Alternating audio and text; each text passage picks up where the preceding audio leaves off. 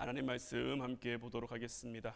오늘 우리가 함께 나눌 하나님 말씀은 여호수아 7장 2절부터 5절까지 말씀입니다. 여호수아 7장 2절부터 5절까지 말씀, 우리 다 같이 한 목소리로 말씀 함께 보도록 하겠습니다. 여호수아가 여리고에서 사람을 베델 동쪽 베다웬 곁에 있는 아이로 보내며 그들에게 말하여 이르되 올라가서 그 땅을 정탐하라 하매 그 사람들이 올라가서 아이를 정탐하고 여호수아에게로 돌아와 그에게 이르되 백성을 다 올라가게 하지 말고 2-3천 명만 올라가서 아이를 치게 하소서. 그들은 소수이니 모든 백성을 그리로 보내어 수고롭게 하지 마소서 하므로 백성 중 3천 명쯤 그리로 올라갔다가 아이 사람 앞에서 도망하니 아이 사람이 그들을 36명쯤 쳐 죽이고 성문 앞에서부터 스바림까지 쫓아가 내려가는 비탈에서 쳤으므로 백성의 마음이 녹아 물같이 된지라. 아멘. 오늘 이 시간 이제 기도의 네 번째 날인데, 오늘 우리가 함께 나누기 원하는 말씀의 제목은 누구나 넘어진다입니다. 어제 말씀을 통해 우리의 삶 가운데 교만이 아닌 겸손이 필요하다라고 말씀을 드렸죠.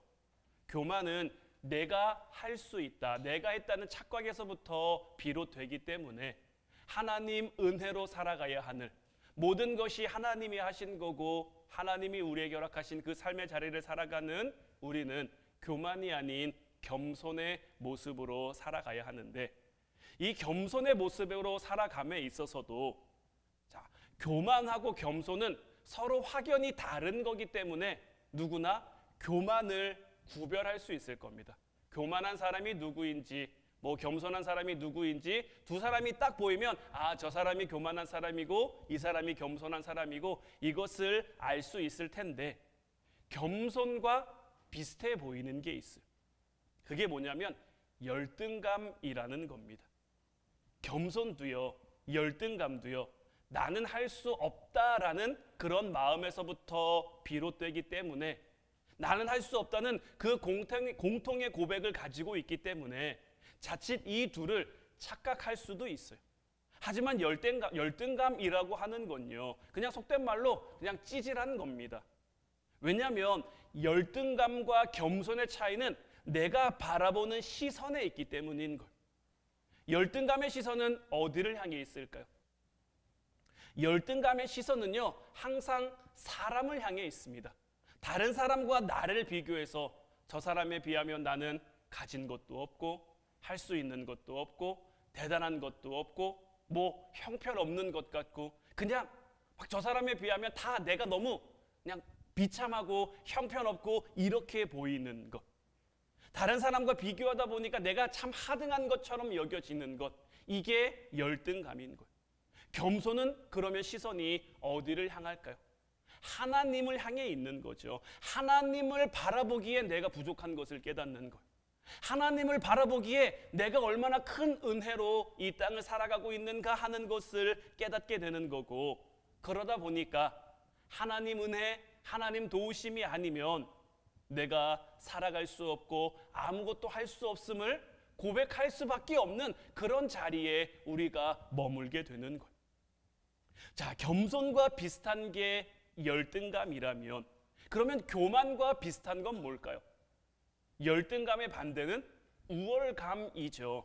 그러니까 열등감이 그런 것처럼 우월감 역시 마찬가지로 내가 사람을 바라보면서 저 사람 보니까 내가 저 사람보다는 나은 것 같은데, 내가 저 사람보다는 잘하는 것 같은데, 이런 마음.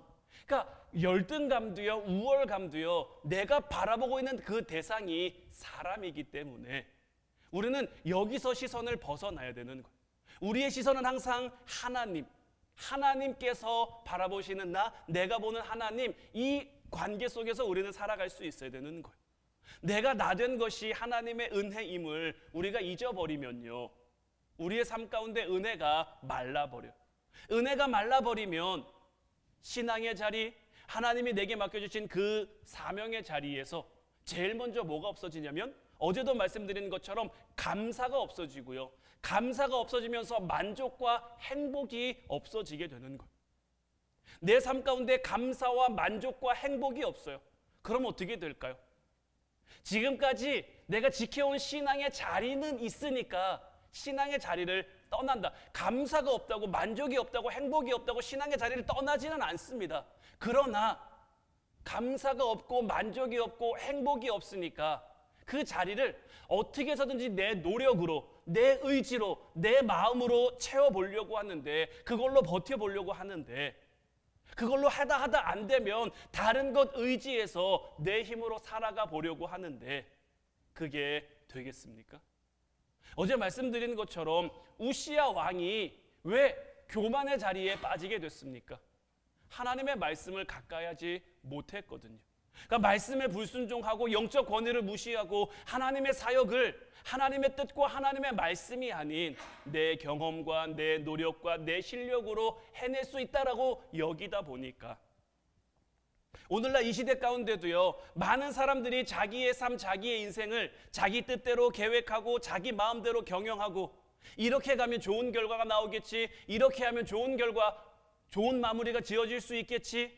하지만 이런 것은 어디까지나 우리의 교만한 마음이고 잘못된 착각인 거예요. 사람이 마음으로 계획할지라도 하나님께서 그 길과 걸음을 인도해 주시지 않으면요, 허락하시지 않으면요, 그 모든 것은 다 허사일 수밖에 없는 거예요.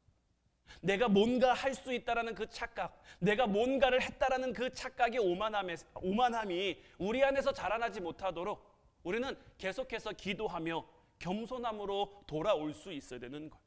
그래서 우리의 고백은 언제나 빌립보서 4장 13절 말씀처럼 내게 능력 주시는 자 안에서 내가 모든 것을 할 수 있느니라. 자, 겸손과 열등감의 결정적인 차이는 바로 여기인 거예요. 열등감은요, 다른 사람과 비교해 보니까 내가 아무것도 할 수 있는 게 없어요. 이것도 없고 저것도 없고 이것도 못하고 저것도 못하고. 하지만 겸손한 사람은 내가 못하는 거 알아요. 내가 안 되는 거 알아요. 하지만 나의 모든 능력의 힘의 이 모든 것의 근원이 어디입니까? 내게 능력 주시는 하나님인 거예요. 하나님의 손에 붙들리면 나는 뭐든지 할 수 있고 뭐든지 될 수 있고 뭐든지 이룰 수 있고 뭐든지 만들어 갈 수 있고, 내가 하는 것이 아니라 하나님이 하시는 것이기 때문에 내게 힘 주시고 내게 능력 주시는 그 하나님과 함께 함으로 내가 모든 것.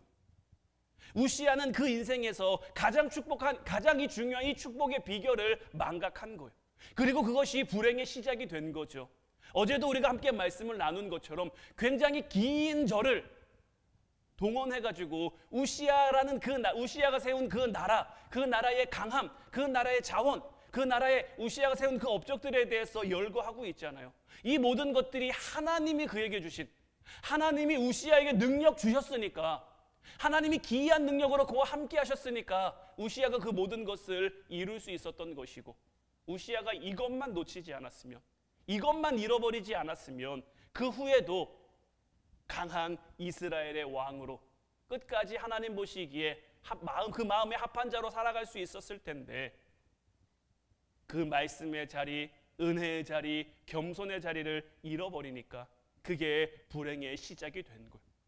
바라기는 우리 화운성도들은 우시야의 이 강성함, 하나님의 도우심, 하나님의 보호하심, 하나님의 형통케 하심까지는 같을지라도 그 이후의 선택이 우시야와는 달라서 그 자리에서 더욱 하나님을 바라봄으로, 그 자리에서 더욱 하나님 앞에 겸손한 모습으로 무릎 꿇음으로 축복이 가득한 결말, 은혜가 가득한 마무리를 만들어갈 수 있기를 주님의 이름으로 축원해 드립니다.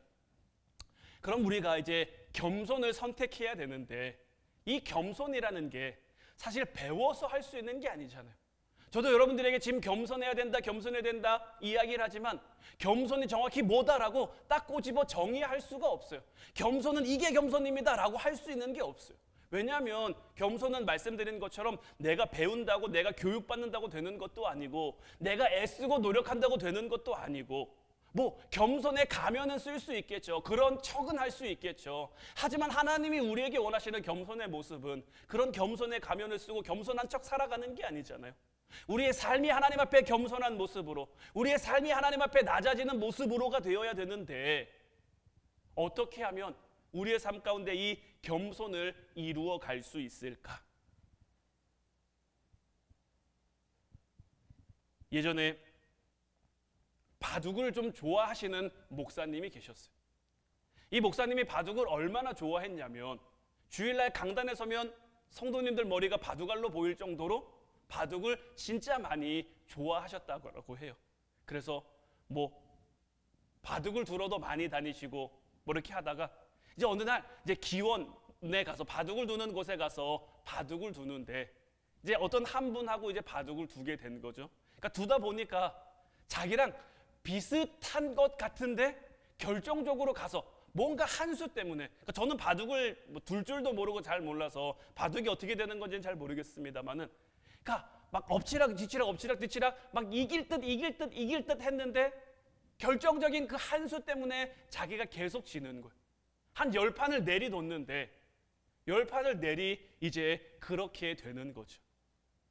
그래서 자기가 바둑을 되게 좋아하고 열심히 하고 바둑을 잘 둔다라고 생각을 하고 있었는데, 이렇게 자기랑 실력이 비슷한 것 같은데 자기가 한 번도 못 이기니까 이제 10번 지고 난 다음에 물어본 거죠.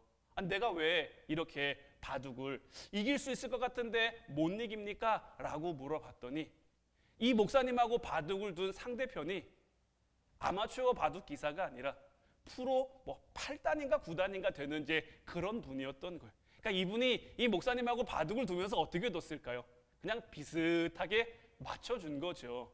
그냥 아둥아둥. 그래서 이 목사님이 더 열심히 막 집중해서 할 수 있도록 어떻게 보면 약간 끌어준 거죠. 그 얘기를 듣고 난 다음에 목사님의 마음이 어땠을까요?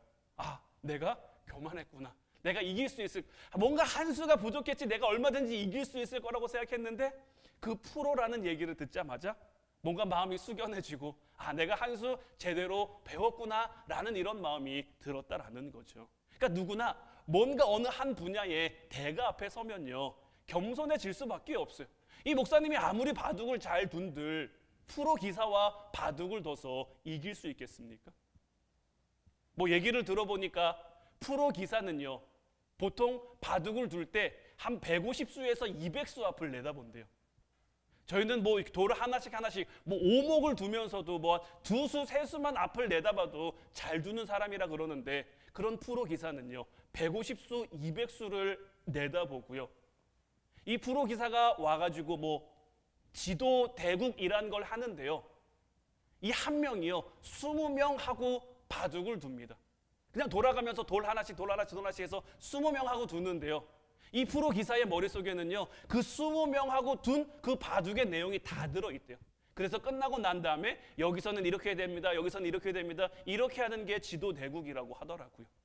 그러니까 그런 대가 앞에서 어떻게 잘난 척을 할 수 있겠습니까? 대가 앞에 서면 누구나 다 겸손해질 수밖에 없는데, 겸손하지 못하다면 아직 그런 대가를 만나지 못했기 때문이겠죠. 인생의 대가는 누굴까요? 우리의 인생을 누구보다 잘 아는 분은 누굴까요? 하나님이 우리의 인생을 그 누구보다, 왜냐하면 우리 인생을 만드신 분이니까요. 우리 인생을 허락하시는 분, 우리 인생을 주관하시며 주도하시며 이끌어 가시는 분이니까 하나님보다 우리 인생을 더 잘 아는 분이 계실까요? 그러면 한낱 어떤 사람의 재주의 대가 앞에서도 우리가 겸손해지고 숙연해질 수밖에 없는데, 하나님 앞에 우리가 제대로 서면 어떨까요? 하나님 앞에 제대로 우리가 서면요 겸손하고 싶지 않아도요 겸손할 수밖에 없는 거예요. 하나님 앞에 서면요 자동으로 그렇게 될 수밖에 없는 거예요. 하나님을 만났는데 어떻게 교만합니까? 세상 사람들이 교만한 거요? 하나님 모르니까 그런 겁니다. 하나님을 알지 못하니까, 하나님을 깨닫지 못하니까 자기 잘난 줄 알고 자기 잘하는 줄 알고. 예수님 믿는 우리도 때로는 스스로 교만해지고 스스로 할 수 있다, 스스로 잘했다 뭐 이렇게 여기기도 하는데, 하나님 모르는 사람들이야 오죽하겠습니까? 내가 하나님을 만났는데도 교만하다? 이건요 내가 아직 하나님을 제대로 만나지 못한 겁니다. 그리고 이 겸손이라고 하는 건 뭐냐면요 나의 있는 모습 그대로를 인정하고 나타내는 겁니다. 우리는 흔히 겸손이라고 하면 낮아지는 것, 내려가는 것 이렇게 생각을 많이 하는데 그게 아니라 그냥 내 모습을 있는 그대로 감추지 않고 속이지 않고 보여줄 수 있는 것, 이게 바로 겸손인 거예요. 교만은요, 내가 약한데 내 약함을 보여주고 싶지 않은 거죠. 내가 실패했는데 내 실패를 인정하고 싶지 않은 거죠. 그러다 보니 어떻게 합니까? 이걸 감추고 이걸 숨기고 어떻게 해서든지 강한 척, 어떻게 해서든지 센 척 포장하고 감추고 숨기려고 애쓰는 거죠. 그러나 겸손은요, 내 약함과 내 두려움과 내 실수를요, 그것이 드러나는 것, 그것이 나타나는 것을 무서워하지 않고 두려워하지 않고 그냥 드러내는 거예요. 우리는 우리 스스로를 잘 안다고 생각하지만 실은 우리 자신을, 우리 스스로를 잘 모를 때가 참 많아요. 뭐 가장 대표적인 건 여러분들 머리카락 몇 개인지 아세요? 여러분들 심장이 재지 않고 1분에 몇 분쯤 뛰는지, 지금 여러분들의 오장육부는 다 안녕히 건강히 잘 계신지 여러분들 아시나요? 우리는 그런 건 몰라요. 얼마 전에 저희 교회에서 MBTI 검사했죠. 저는 그 MBTI 검사를 하기 전까지 제가 ESFP라고 알고 있었어요. 저는 F 성향의 사람, 뭔가 감정이 좀 이렇게 풍부한 사람이라고 생각하고 살아왔는데 그날 검사를 해봤더니 ESTP더라고요. 근데 참 묘한 게요, ESTP라는 얘기를 듣고요 다시 저를 곰곰이 생각해 보니까 이게 틀린 게 아닌 것 같아요. ESFP라고 말고 살아왔을 때는 그런 것 같았는데 또 ESTP라고 하니까 그것도 또 맞는 것 같고, 뭐 이뿐만이 아니죠. 가끔 이제 뭐 건강검진 받으러 병원에 가면은 뭐 문진표 이런 걸 많이 작성을 하잖아요. 가끔 문진표를 작성하다가 내가 이런가 내가 저런가 몰라서 사모님한테 물어볼 때가 있어요. 내 몸인데 제가 잘 모르겠어서. 여러분들도 아마 뭐 그런 경험 한두 번쯤 뭐 있으실 수 있을 것 같아요. 그런데요, 자, 내 MBTI 잘 모르는 거, 뭐 이런 성향인지 저런 성향인지 모르는 거, 이런 건 괜찮아요. 병원에 가서 문진표 작성 잘 못하는 거, 뭐 이런 것도 괜찮아요. 그런데 내가 교만한지 겸손한지를 모르는 것, 이거는 우리의 삶 가운데 정말 큰 문제가 될 수밖에 없는 거죠. 근데 분명한 건요, 내가 교만하다고 느끼면 그래도 겸손한 거고요, 내가 교만하지 않다고 여기면 교만한 거고요, 나는 겸손하다라고 생각하면 어떤 의미에서는 최악의 증증 교만일 수도 있는 거예요. 왜냐면요, 일본의 검객이었던 미야모토 무사시라는 사람이요, 스스로 무적이라고 생각하는 사람만큼 쓰러뜨리기 쉬운 적이 없다고 했고요, 판단과 의사결정 연구의 대가인 세계적인 석학으로 불리는 바루크 피쇼프는 가장 쉽게 속는 사람은 모르면서 안다라고 거짓말하는 사람, 인정하지 않는 사람이다라고 했어요. 그러니까 우리는 우리 스스로 뭔가 할 수 있다, 뭐 잘 해낸다, 잘할 것이다 이렇게 생각하지만 내가 스스로 나를 잘 모르고 그렇게 얘기할 때가 많다라는 거죠. 내가 교만한데, 내가 겸손하지 않은데 하나님 앞에 내가 어떻게 바로 서 있다고 말할 수 있으며, 그러니 우리는 우리 스스로 괜찮아 보일 때 과신하지 말고 경계해야 되는 것. 오늘 본문 말씀도 딱 이런 얘기죠. 오늘 말씀 묵상으로 나왔던 그 부분 가운데 하나죠. 아이성의 전투. 본문 말씀 다시 한번 보면 여호수아가 여리고에서 사람을 베델 동쪽 벳 아웬 곁에 있는 아이로 보내며 그들에게 말하여 이르되 올라가서 그 땅을 정탐하라 하매 그 사람들이 올라가서 아이를 정탐하고 여호수아에게로 돌아와 그에게 이르되 백성을 다 올라가게 하지 말고 2-3천 명만 올라가서 아이를 치게 하소서. 그들은 소수이니 모든 백성을 그리로 보내어 수고롭게 하지 마소서 하므로 백성 중 3천 명쯤 그리로 올라갔다가 아이 사람이 앞에서 도망하니 아이 사람이 그들을 36명쯤 쳐 죽이고 성문 앞에서부터 스바림까지 쫓아가 내려가는 비탈에서 쳤으므로 백성의 마음이 녹아 물같이 된지라. 이 아이성 전투의 바로 직전에 어떤 일이 있었습니까? 이들이 여리고성 전투에서 승리했죠. 오늘 새벽에도 말씀드렸습니다마는 여리고성 전투에서 이들이 승리하면서 얼마나 짜릿했을까요? 그저 성을 돌고 있을 뿐이라고 생각했는데 하루 이틀 사흘 돌 때는 정말 이런다고 될까 싶었는데, 여리고는 크고 강한 성이고 견고한 성인데 이걸로 이길 수 있을까 싶었는데 하나님의 말씀대로 정말 됐잖아요. 제사장들이 양강나팔을 불고 백성들이 소리를 지르니까 그 성이 무너졌잖아요. 얼마나 기쁘고 얼마나 놀라웠을까요? 이 승리에 도취된 마음을 가지고 이들이 아이성 전투에 임합니다.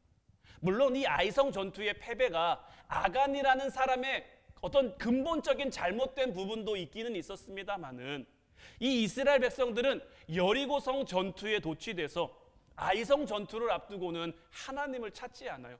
오늘 본문 말씀 어디에 하나님이 있습니까? 여호수아가 여리고에서 사람을 보냅니다. 하나님이 보내라고 한 게 아니에요. 여호수아가 그냥 보내요. 그 땅을 정탐하라. 그래서 사람들이 올라가서 아이를 정탐했어요. 정탐하고 돌아보니까 어때요?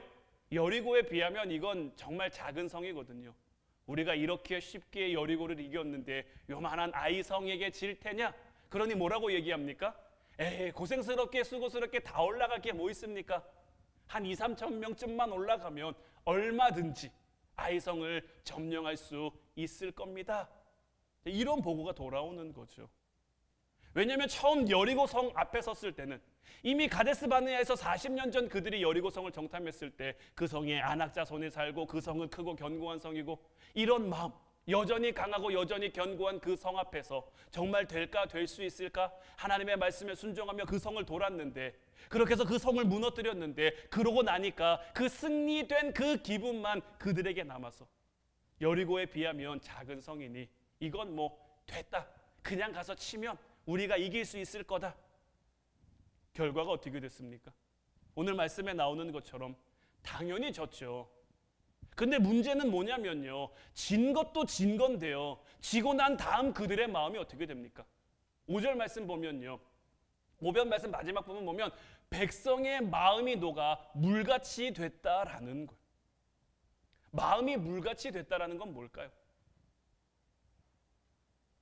그러니까 마음이 그냥 한없이 그냥 다 녹아내린 거겠죠. 마음이 그러니까 마음이 단단한 것을 담대하다라고 한다면 이 마음이 녹아 물같이 된 건 더 이상의 용기, 이 성을 향한 그 어떤 용기도 낼 수 없는 그런 상태가 됐다라는 거예요. 당연히 이길 수 있을 줄 알았는데 2~3천 명쯤만 올라가면 얼마든지 손쉽게 그 성을 차지할 수 있을 줄 알았는데 그들의 생각대로 되지 않거죠. 그러니까 딱 이들에게서 교만한 모습, 나는 할 수 있다, 내가 여리고도 했는데 이것도 못할 소냐, 이런 교만한 마음이 그들에게 들어가니까 교만이 그들을 넘어지게 하는 거죠. 하나님을 찾지 않으니까, 하나님을 구하지 않으니까 하나님이 그들과 함께하지 않은 거고, 물론 아간의 잘못도 있습니다만은 하나님을 찾지 않고 하나님을 구하지 않는 그들에게 하나님이 함께하지 않은 거고, 하나님이 함께하지 않으니까 정말 작아 보이는, 그냥 막 누워서 떡 먹기라고 생각했던 그런 문제 앞에서도 이들이 처절하게 더는 용기 내지 못할 만큼 그렇게 무너져 내릴 수밖에 없었던 거죠. 저는 목회자고 목사의 삶으로 살아가는 것이 제 생활이기도 하고 업이기도 하죠. 저는 어디 나가서도 저는 목사입니다, 저는 목사요, 이렇게 저를 소개하고, 그래도 세상에서 목사라고 하면 다른 사람들이 물론 저를 목사로 봐주는 그것이 중요하기보다는 제가 목사라고 소개하고 난 다음에는 저 사람들이 나를 목사라는 걸 아니까 제 삶을 더 조심하게 되고 늘 이제 그렇게 된단 말이에요. 그러다 보니까 어떤 저의 삶 가운데 가장 주된 관심사는 뭐겠습니까? 하나님과의 관계.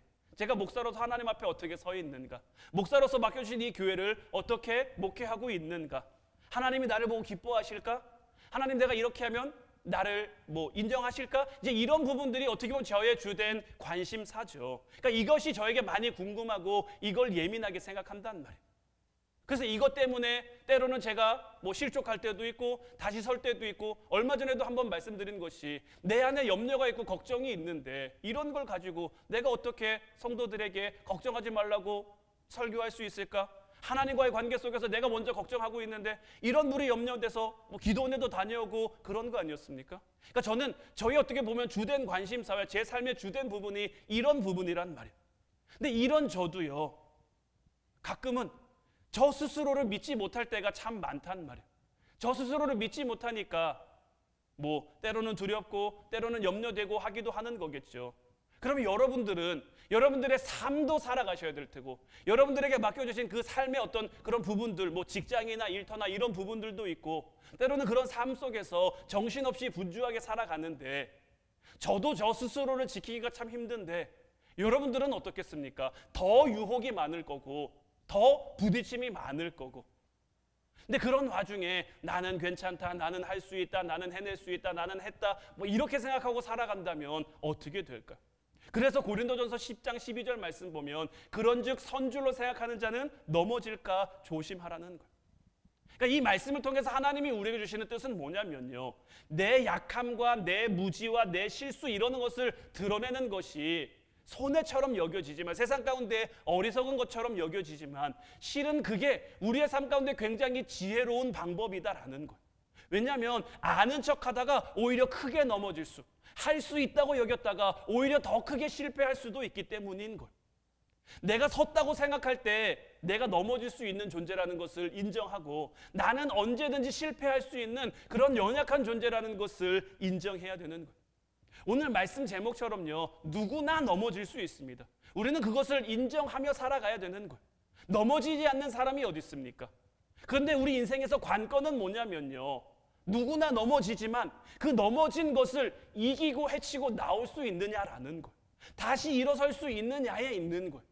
오늘 말씀의 이스라엘 백성들은 어떻습니까? 아이성에서 넘어졌어요. 아이성에서 실패했어요. 그 다음 그들의 마음이 어떻게 됩니까? 그들의 마음이 녹아 물같이 돼버린 거예요. 그들 스스로 설 수 없는.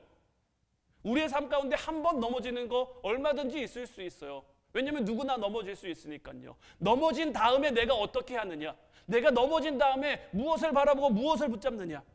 넘어지지 않는 것보다 오히려 더 중요한 것은 뭐냐면, 넘어진 다음에 다시 빨리 일어서는 것. 근데 이 일어섬이요, 겸손해야 일어설 수 있는 것. 잠언 24장 16절 말씀에도 대저 의인은 7번 넘어질지라도 다시 일어나려니와 악인은 재앙으로 말미암아 엎드러지느니라 라고 했어요. 악인, 자기를 과신하는 그 교만한 사람은요, 한 번 넘어지면요, 그 충격으로 인해서 일어나기가 쉽지 않아요.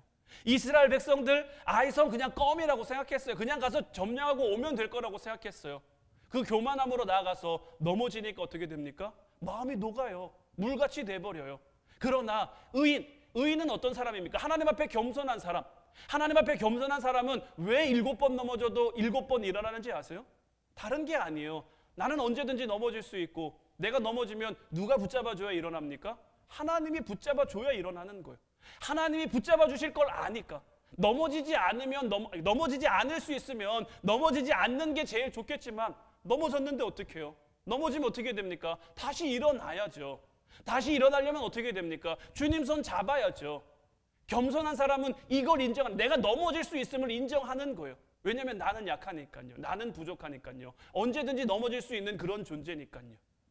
바라기는 여러분들의 올 한 해가 넘어지지 않는 인생이 될 수 있으면 참 좋겠지만, 넘어지지 않기를 바라기만 하는 그런 인생이 아니라 넘어져도 다시 일어날 수 있는 인생. 그러기 위해서는 내가 한 게 아니라 내가 할 수 없다라는 것을 인정하며 겸손하게 하나님을 의지하며 하나님께 나아가 하나님의 이름을 부르는 우리가 되어야 할 줄로 믿어요.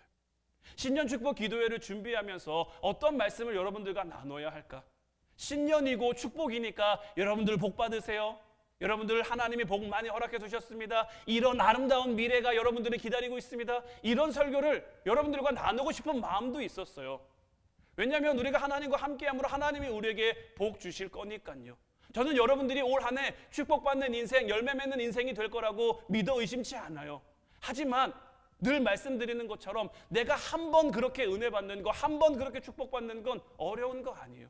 우리의 사모함, 우리의 간절함만 있으면 얼마든지 하나님, 우리에게 아끼시는 분이 아니기 때문에 우리가 넘어질 거 알면서도 주신단 말이에요. 그러니 더 중요한 것은 뭡니까? 주신 은혜를 우리가 어떻게 하면 잊어버리지 않고, 이스라엘 백성들도요, 지금 여리고 올 때까지 굉장히 하나님 말씀에 순종 잘했어요. 요단강 믿음으로 건넜어요. 여리고성 믿음으로 점령했어요. 광야에서 40년간 하나님 앞에 연단받고 훈련 받았어요. 믿음의 사람으로 서기 위해 그들도 나름대로 애쓰고 수고하고 몸부림치고 처절한 노력이 있었는데, 교만한 마음이 그들에게 들어가니까 금방 걸려 넘어지잖아요. 우리의 삶도요, 자신할 수 없어요. 자신하는 것 자체가 이미 교만인 거예요.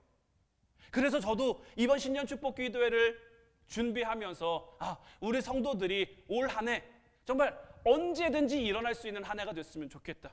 거룩한 그루터기잖아요. 거룩한 그루터기는요 이미 윗등이 잘려 나갔기 때문에 스스로의 힘으로는 다시 자랄 수가 없어요. 다시 열매 맺을 수가 없어요. 하나님이 함께 하시고 하나님이 능력 주시고 하나님이 힘 주셔야만 그 그루터기를 통해서 싹도 나고 열매도 맺고 꽃도 피고 할 수 있는 것. 이제 바라기는 저와 여러분들의 올 한 해 2025년의 한 해가 정말 하나님 앞에 온전히 겸손한 한 해, 주신 말씀 붙들고 그 말씀을 통해 하나님을 깨닫고 하나님이 나를 이끄시는 곳을 향해 믿음으로 나아갈 수 있는, 이거 봤을 때 이거는 그냥 할 수 있겠지 이게 아니라 어떤 상황 속에서도 하나님 앞에 물을 수 있는, 하나님 앞에 기도로 나아갈 수 있는 저와 여러분들이 돼야 올 한 해 우리의 삶이 정말 축복이 가득한, 은혜가 가득한 그런 삶이 될 수 있지 않겠습니까? 바라기는 여러분들의 올 한 해가 하나님 은혜로 가득할 수 있도록, 어떤 자리 어떤 순간에서도 하나님 바라보는 여러분들 될 수 있기를 주님의 이름으로 축원해 드립니다. 이제 우리 같이 찬양하고 기도하길 원하는데, 오늘 이 시간에는 하나님의 은혜로 이 찬양 함께 고백했으면 좋겠어요. 내가 믿고 또 의지하는 건요, 우리보다 잘 아시는 주님이죠. 우리는 우리에 대해서 잘 안다고 생각하지만 잘 모르는데, 이런 우리에 대해서 그 누구보다 우리 인생, 여러분들 한 사람 한 사람에 대한 대가이신 우리 하나님께서 우리의 형편을 잘 알고 계시, 이 찬양의 가사처럼 우리를 보호하시며 우리를 인도하실 것이기 때문에 내가 약해도, 내가 부족해도, 내가 연약해도 그런 거 다 중요하지 않고요, 내가 지금 어려워도, 내가 지금 힘들어도, 내가 지금 아파도 이런 것도 하나도 중요하지 않고요, 지금 내가 하나님 앞에 서 있는가, 내가 지금 하나님을 바라보고 있는가, 내가 믿고 또 의지하는 우리 주님과 함께하고 있는가, 이것만이 우리에게 중요한 것. 오늘 기도할 때에 하나님과의 이 관계를 온전히 맺어가는 여러분들 되시길 바라요. 여러분들이 하나님 앞에 구하면 하나님은 반드시 여러분들 기도에 응답하실 거고요, 여러분들과 함께 올 한 해의 삶을 동행해 살아주실 줄 믿어요. 이제 우리 같이 찬양하고 오늘도 간절히, 오늘도 뜨겁게 기도할 수 있기를 바랍니다.